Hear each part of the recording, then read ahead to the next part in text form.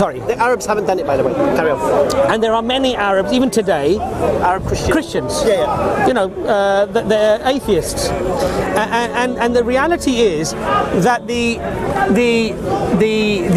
evidence is not just about the evidence is not just about poetry or it rhymes, but the constructs that I've discussed with you, the constructs that I've discussed with you, all the facets, you can't get them. And so the question now that has to arise is this: how does a man in a desert in the 7th century come up with a text? I think it's a very bold claim. It sure is. You know, for an illiterate man, ummi, cannot read or write, to challenge the best poets of his time, that if this is not from God, then you come up with a reason as to God, and then challenges them again.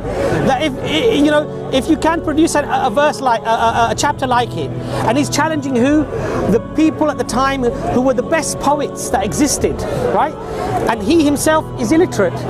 So these claims, this Quran, the way that it's constructed, you know, I'll give you a few examples. One example. No, please don't. Just one example. Just one. I'm gonna sleep here. Just one example. Just one example. Surah Baqarah, 286 verses. Yes. I told you it was revealed over 10 years. Simultaneously, other chapters are being revealed. Simultaneously. The Prophet ﷺ will say, these verses pertaining to this chapter, these verses pertaining to this chapter. And yet it conforms perfectly in symmetry to Section 1 relates to Section 6, Section 2 relates to Section 4, Section 3 relates to Section 2 relates to Section 7, and it comes down to the middle, and in the middle ayah, orally transmitted over 10 years, simultaneously while other chapters are being revealed, and Allah chooses a verse. Allah has chosen the middle ground for you, the middle path for you. Where does that verse come? The word middle only appears once in 286 verses, and it appears in the 143rd verse right down the middle. That's not one example. The Quran is scattered with thousands of examples like that.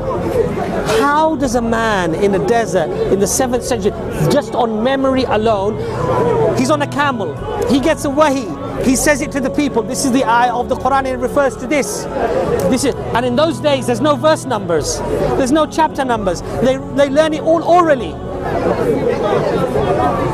How does he do it? So these are the sort of questions that I think, if we're truly humble, we need to address, we need to look at. There are many other facets of evidence as well that support, you know, grammar, as I said, the construction in terms of symmetry and concentric patterns and parallelism, and then as a reasonable human being, come up to a conclusion as to where you think it's come from. And if you think it's beyond the capacity of human beings, which I truly believe through my investigation, not just following it blindly, even though I am a Muslim, yes, right? These questions should be, I think, addressed by an individual, rather than referring to, you know, what happened at the Big Bang, how did God create the universe, did he do it from himself, did he just say it and it happened? Because ultimately those are not empirical questions, and those questions may never be answered until we die, and then God reveals to us how he did things, right? If he chooses to do so. But what we do have is the Quran, which I say is a miracle, which you can test, because you can hold in your hand, you can analyze, you can investigate, you can get people what they say about it, challenge it, and it's tangible, it's there, right in front of you. And it takes away this subjective realm of, I don't accept cutting off of your hand, or marrying somebody at that age. Those are all subjective things. If God said it's okay, and you can prove that God said it, then it's okay. Khalas, finish, no discussion. You understand my point?